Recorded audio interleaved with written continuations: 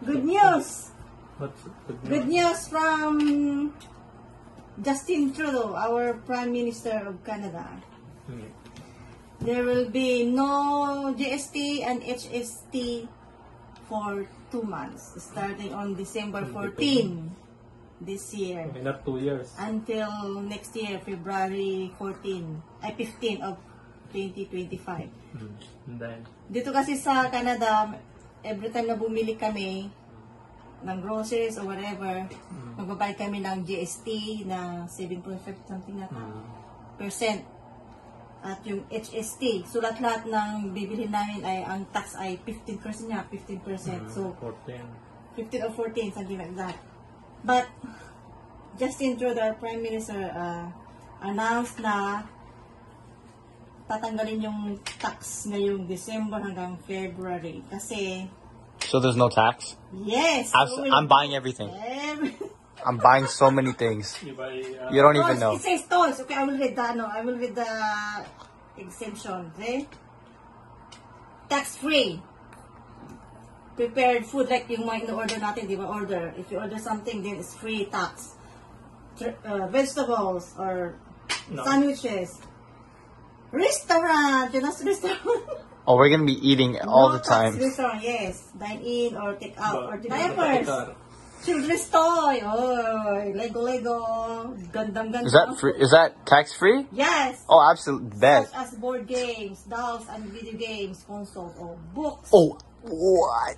Prints, newspapers, and puzzles of all, for all ages. Christmas trees. We have Christmas tree. Christmas Yeah.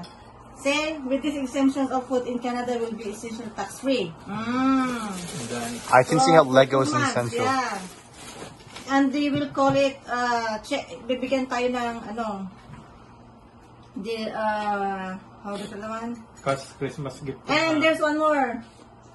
More. Good news. Ooh, you will receive $250. Now, all the employees, all the workers, Canadian workers, they will receive $250 in checks. $150,000 kumaan. $250 only for those who are earning like $150,000 a year. Less than. If you are earning like $80,000 a year or $149,000 a year, $140,000. you will receive $250. So, they will call it Working Canadians Rebate. Ooh, meron kayong rebates. And you will receive that during, I think next year, early spring. Why are they doing this? Of course, they said it's election on. There will be an election on it next year.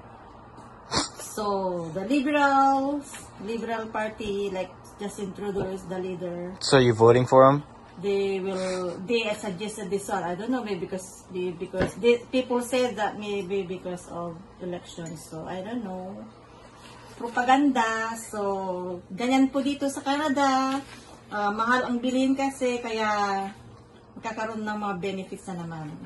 So it's a good thing. We will receive benefits from the government. No tax. Kasi yung tax dyan kami mataas talaga. Pag naka $100 ka lang, ang babayaran mo dun is $15. Yep.